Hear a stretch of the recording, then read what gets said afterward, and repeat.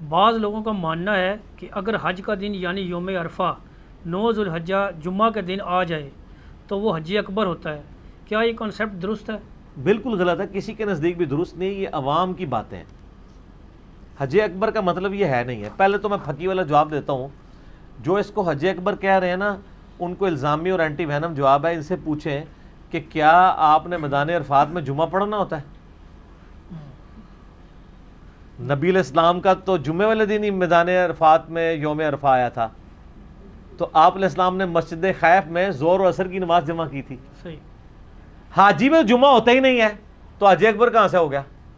جمعہ پڑھنا کوئی نہیں اور حج اکبر جمعے کی وجہ سے بنایا ہوا ہے. وہاں تو ظہر کی نماز پڑھنی ہوتی ہے، 2 فرض ظہر کے اور 2 عصر کے، اور اس میں مسافر ہونا شرط نہیں. یہ حج کی خصوصیت ہے کہ ظہر اور عصر کو آپ نے عرفہ میں جمع کرنا ہے، بخاری مسلم میں آتا ہے.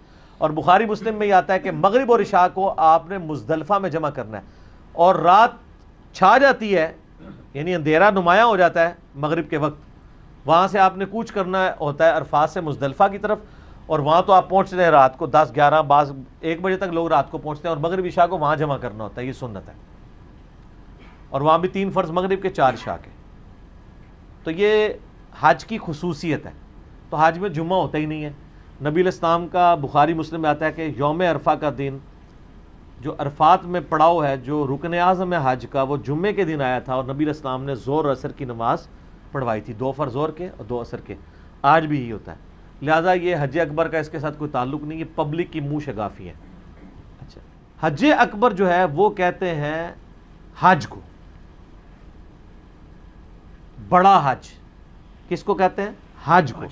ایک چھوٹا حج بھی ہوتا ہے، وہ ہے عمرہ. چونکہ اسے چھوٹا حج کہا جاتا ہے اس لیے اسے حج اکبر کہا جاتا ہے.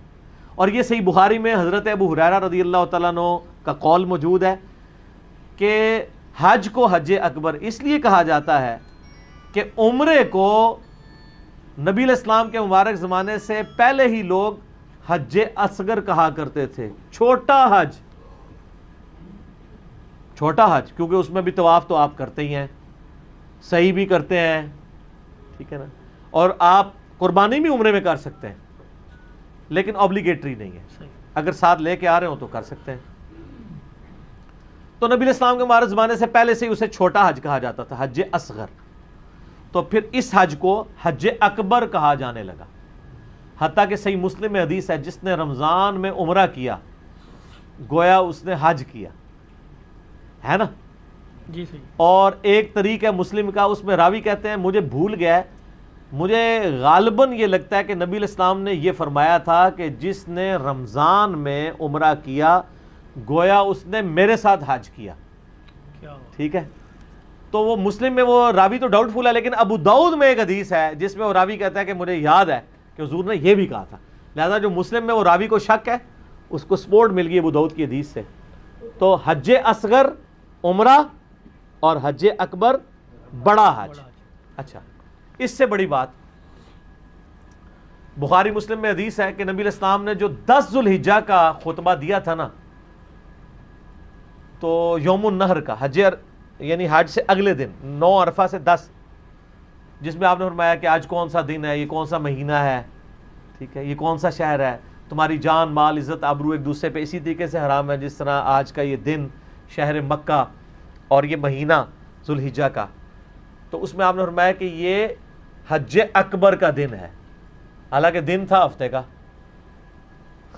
ٹھیک بات ہے. دن ہفتے کا تھا اور حج کی مین ایکٹیویٹی ہو چکی بھی تھی. تو آپ فرمایا یہ حج اکبر کا دن ہے، یعنی یہ موقع حج کا ہے. تو حج اکبر سے مراد حج اور حج اصغر سے مراد عمرہ. تو یہ حج اکبر کہتے ہیں حج کو اور حج اصغر کہتے ہیں عمرے کو. اچھا، اس سے بڑی بات لے لیں، قرآن میں بھی حج اکبر کا لفظ موجود ہے سورہ توبہ میں. سورہ توبہ کی شروع کی آیات کیا ہے کہ حج اکبر کے دن یہ اناؤنسمنٹ کر دی گئی ہے، اللہ اور اس کے رسول کا اعلان برات ہے مشرکین کی طرف سے. 8 ہجری میں فتح مکہ ہوئی تھی، تو نبی علیہ السلام فتح مکہ ہوئی تھی رمضان شریف کے آخری عشرے یا شوال کے پہلے عشرے میں، کیونکہ لوگ روزے کی حالت میں تھے. تو نبی علیہ السلام حج کیے بغیر واپس آ گئے تھے، حالانکہ پیچھے مہینے کتنے رہ گئے تھے، آپ نے حج نہیں کیا. اگلے سال 9 ہجری کو بھی آپ نے حج نہیں کیا، حالانکہ بڑا ایک تڑپ والا معاملہ تھا، اتنے سال ہوئے تھے۔ حضرت ابوبکر صدیق کو صحیح بخاری میں آتا ہے امیر حج بنا کے بھیجا کہ حج کروائیں، اور یہ وہ حج تھا جو مشرکین عرب اور مسلمانوں نے اکٹھا حج کیا تھا، ٹھیک ہے، جس طرح آج سنی شیعہ سارے اکٹھے حج کرتے ہیں، ایک دوسرے کو مسلمان کیسے سمجھ رہے ہوتے ہیں، بریلوی دیوبندی اہل حدیث سب ایک دوسرے کو، تو مشرکین عرب اور کافروں نے بھی اکٹھا یعنی مسلمانوں کے ساتھ حج کیا 9 ذی الحجہ کا، صحیح بخاری میں آتا ہے 9 ہجری کا۔ پیچھے سے سورہ توبہ کی آیات نازل ہو گئی کہ اناؤنسمنٹ کی جائے کہ آئندہ کے لیے مشرکین عرب حرم کی سرزمین میں داخل نہیں ہو سکتے اور نہ کوئی ننگا طواف کر سکتا ہے۔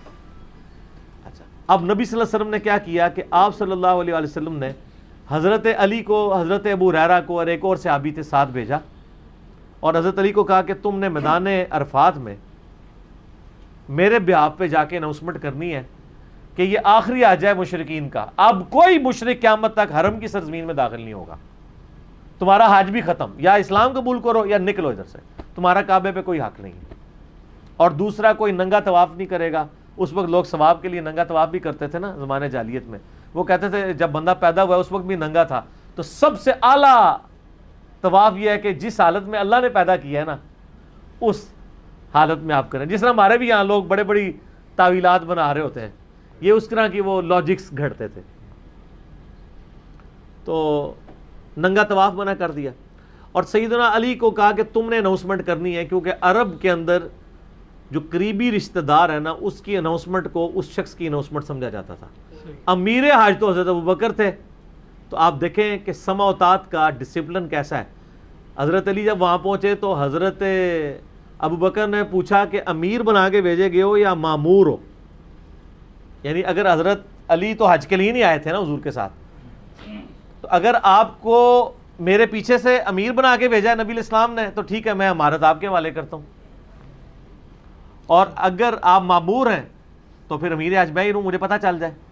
یعنی اس میں کوئی ایسا نہیں ہے یعنی چیز کہ جو انسان شرمندگی سمجھے پوچھنے میں، یا اس بات کے اندر کوئی اکڑ والا معاملہ آ جاتا ہے۔ انہوں نے پہلا سوال یہ کیا کہ امیر یا مامور، تو انہوں نے کہا نہیں میں مامور بنا کے بھیجا گیا ہوں، لیکن یہ اناؤنسمنٹ آپ نے نہیں، وہ میں نے کرنی ہے، کیونکہ عرب کے لوگ مانیں گے نہیں اس اناؤنسمنٹ کو، کیونکہ میں بنو ہاشم سے ہوں، نبی الاسلام کا رشتہ دار ہوں۔ اسی دیکھیں جتنے امپورٹنٹ موقع آتے تھے نا حضرت علی کو نبی الاسلام آگے رکھتے تھے۔ جب آپ گئے ہجرت پہ تو اپنے بسترے پہ کسے لٹا کے گئے اور کہہ کے گئے کہ مانتے واپس کرنی ہے، مسند احمد میں حدیث آتی ہے نا حضرت علی کو، تو وہ ان کے بہاف پہ سمجھا جاتا تھا۔ یہاں پہ بھی حضرت علی نے اناؤنسمنٹ کی کہ اب کوئی نہیں کرے گا، تو اس کا ذکر قرآن میں موجود ہے، ان آیات کا جو آیات انہوں نے وہاں تلاوت کی سورہ توبہ کی شروع کی آیات، اس میں بھی حج اکبر کا لفظ موجود ہے۔ حالانکہ حضرت بکر صدیق نے جو حج کیا ہے وہ جمعے والے دن حج نہیں آیا تھا، ٹھیک ہے، اس سے اگلے سال والا جمعے والے دن آیا تھا 10 ہجری کا جو نبی علیہ السلام نے خود کیا تھا، اور 11 ہجری کا تو حج پھر آیا ہی نہیں نا۔ 11 ہجری میں آپ علیہ السلام کی وفات ہوگی ربیع الاول کے مہینے میں، شروع میں، تاریخ کنفرم نہیں لیکن دن سوموار کا تھا اور ربیع الاول کا مہینہ تھا۔ تو یہ حج اکبر، لہٰذا یہ جو پبلک کے اندر مشہور ہے کہ جمعے والے دن حج آ جائے، حج اکبر کلیئر ہو گیا جی، مسئلہ کلیئر ہو گیا۔ میں جب آواز دیتا ہوں وہ کہتے آ رہا ہوں میں جب آواز دیتا ہوں وہ کہتے آ رہا ہوں میں، یہی میرا تعارف ہے، گدائے مصطفیٰ ہوں میں۔